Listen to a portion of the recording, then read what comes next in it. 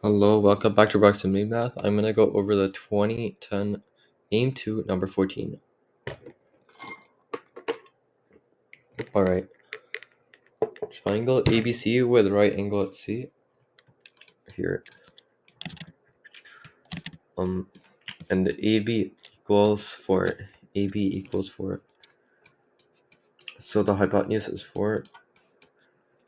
BAC, angle BAC is less than 45, which means the triangle looks like this, like here. Make sure to draw an accurate diagram. It's going to be important for the answer.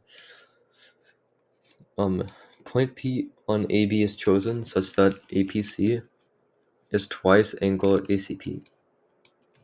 Notice that P must be all the way down here, because otherwise, like if you put P up here, it's not going to be twice of this.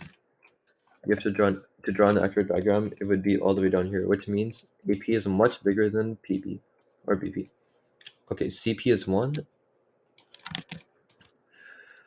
So anyway, the ratio AP over BP can be expressed in the form P plus Q root of.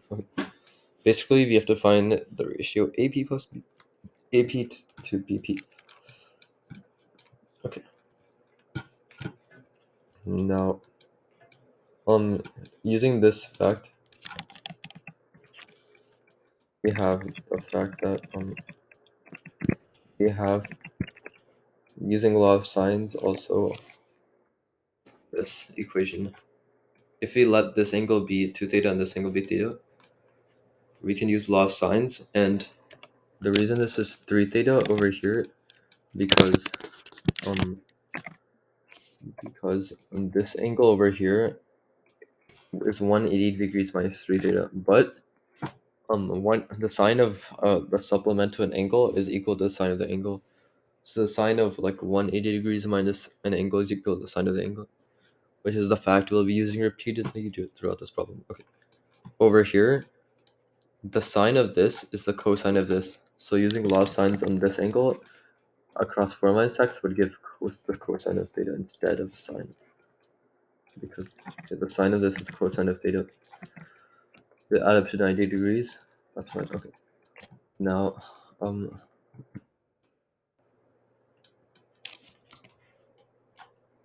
sorry about that. It's an A over sine to theta.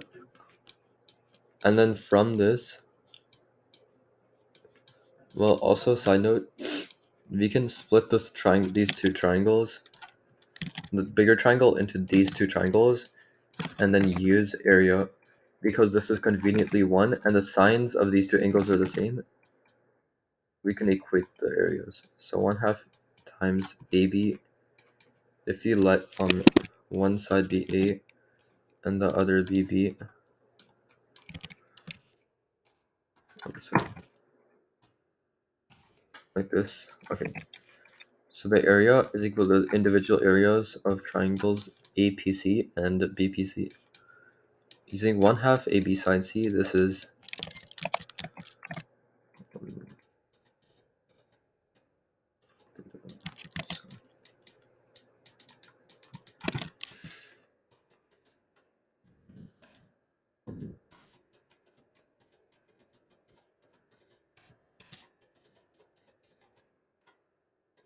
alright.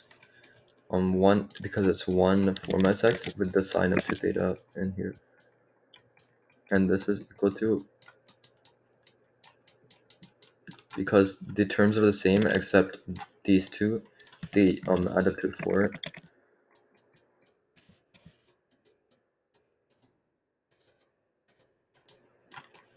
And this gives our AB over 4 equals sine theta.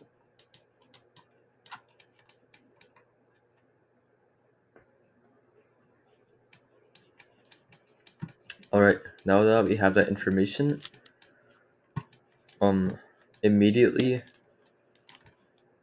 actually never mind, that doesn't really do anything. Okay, so we can we have x in both, so we can equate two expressions for x maybe.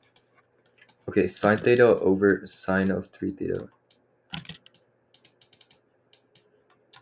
And sine of 3 theta, this is a right angle, so look out. Sine of 3 theta, this is 180 minus 3 theta, but the sign is the same. It's a over 4. It's a right triangle, so this is over instead a over 4, which is equal to 4 over 8 times sine theta. And next, multiply this by this, and we get a over, actually no, I think it would be better if we multiply by this. 4 minus, 4 minus, because we want to subtract this from 4 to get x. We get 4 minus, multiplying each by cosine, we get 4 cosine over b.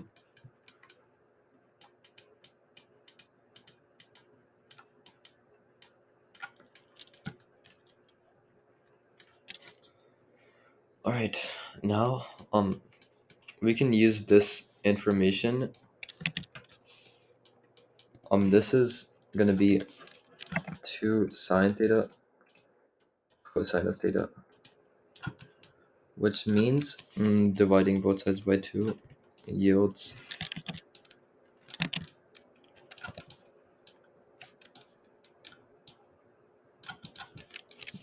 this. Ta-da. Okay, the product of sine and cosine is ab over 8, which means okay, there's a lot of 4's. I'm gonna divide them out after equating them. So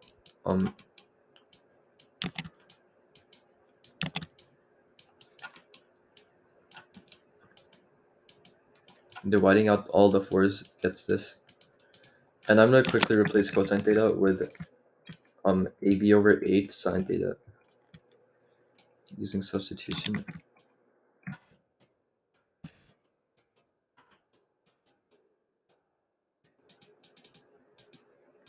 And it's over b, so the b's cancel out. Okay, we have this expression in terms of sine theta over 8, and obvious substitution. I'm gonna let this be, we have a lot of colors, sorry. I'm gonna let this be y equals 1 minus 1 over 8y. So we have multiplying both sides by 8y,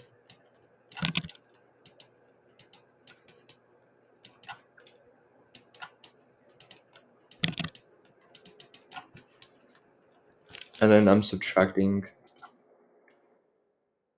and adding this. I don't want to mess up. Okay, and then divide by 2. I'm just doing simple algebra right now. Divide everything by 2 to complete the square, hopefully. And then add 1/2 finally. Add 1/2 to both sides. We have 1/2 as a constant, and now it's 1. Okay, that's what I was trying to do. Complete the square. We have this equals 1/2. And then this is just plus or minus.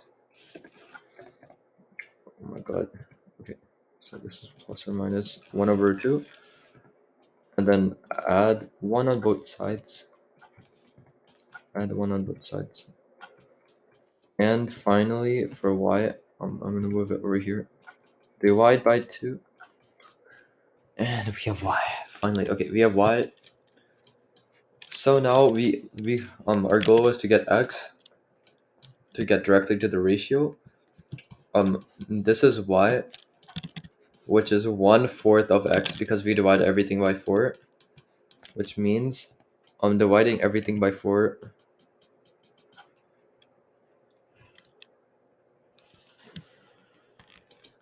Actually, wait, I'm sorry.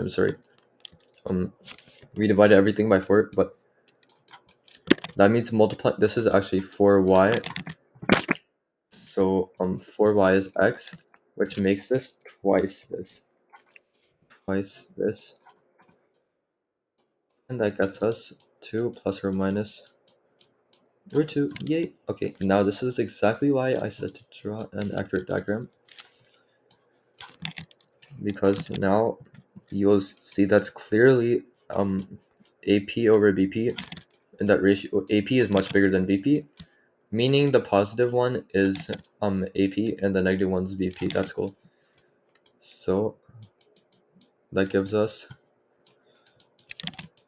2 plus, sorry, our ratio is finally this, and then multiplied 2 plus root 2 for the conjugate,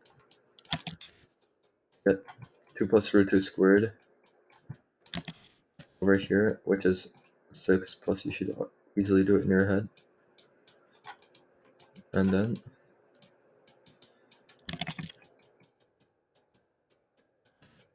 of course it asks us for the sum p plus q plus r of this form. P plus q plus r, we have 3 plus 2 is James Bond. Alright, 7 is our answer. Alright, I hope you enjoy, and um thanks for watching. I hope you learn a lot of insight from this relatively simple method, because if you actually attempt this problem on your own independently, you'll find that almost every single thing you'll try will lead to an extremely strenuous long method or a dead end. So yeah, maybe sometimes you get lucky, or you have to make the right substitutions. Alright, and I hope you learn from this and enjoyed. Thanks for watching. Bye.